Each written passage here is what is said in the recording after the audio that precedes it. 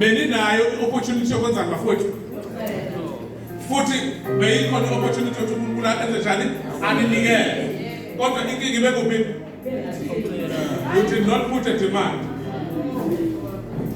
nina nisebenzayo do you know sometimes you put a requisition e-ofisini laka-finance ibuyise into yenu kuthiwe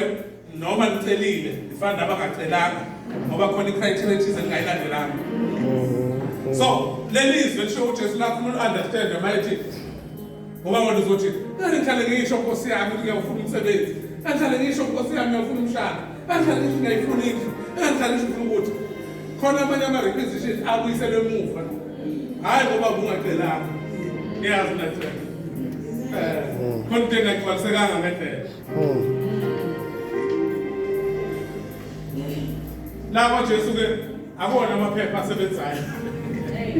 ngena nomkholwa kwakho la kule-requisition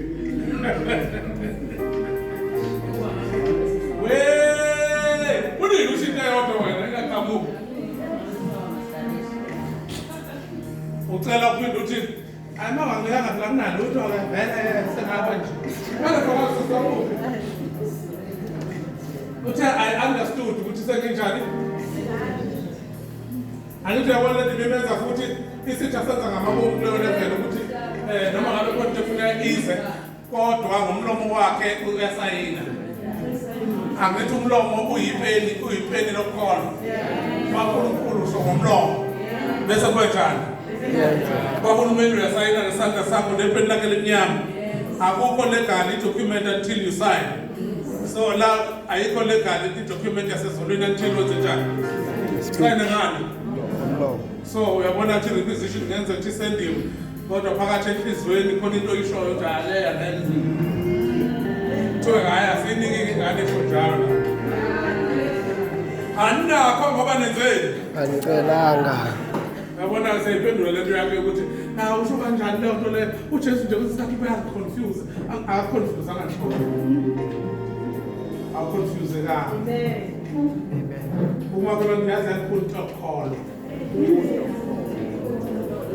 you know abanye benzani abeza kuNkulunkulu they break about their own understanding of faith bengazi nalokho mhlawumbe kukhona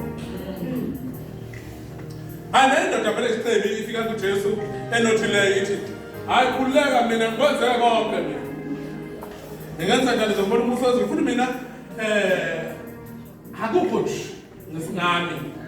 I qualify myself. Once you qualify yourself, you must know you have lost it. Ngoba ukhuluma nomuntu ohlola inhliziyo. Uqualify namhlanje lelo wabona ukuba namhlanje wayihlambula ngokwenele izolo kade ubheda. Ikloko kade ubheda uqualify namhlanje kuphela. Manga umuntu angenza ngalokho ungena la object umfukala wa content inhliziyweni. Wangayinaka ngoba usayinaka into yakwenza njalo futhi uNkulunkulu abakunaki naye usisakwenza izinto khona wenzile so awusakunaki ukuthi into yakho is right amen khona izinto ezenzile nje engekho right yet God uNkulunkulu wakupha i-grace laws ukupha umusa instead of i-judgment lapho ufuna ukujudgwa khona uNkulunkulu wenza njani what I have placed on you uzodlula la bengafanele wedlula kodwa uzodlula ngokwena I'm giving you grace at the same time he's giving you grace of faith nike okufanele ngapha ufuna uyajeziswa ngenxa yomusa lo ubizwa ngebezi usho uyatholelwa kuleyo nto hayi ngoba wenze right so when you come to God with i-breaking sukusiyonakele because God can see naye kwenzela khona umusa every day hayi unyanele ishumi relax Jesu leyo nto ngiyenze thatha yonke into nayo lezo bonke abantu kuthiwa asibange sisafuna nokukhuluma kuthiwa sasohola safaka ikhanda phansi sethintwa la kungathintwa khona ukumakhelwane ngenza ukuthi ucela uNkulunkulu izinto kodwa khona indawo yakho engathinti ukumakhelwane yini ngathi ngihlezi no-albandwa nje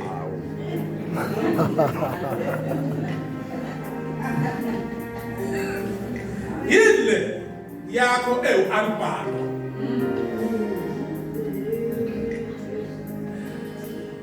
Ngiyanizwa nithi uJesu uyinkosi, uyinkosi. Inkosi enjani engabusi kwezinye indawo? Mayibusi inkosi funa ibusi everywhere.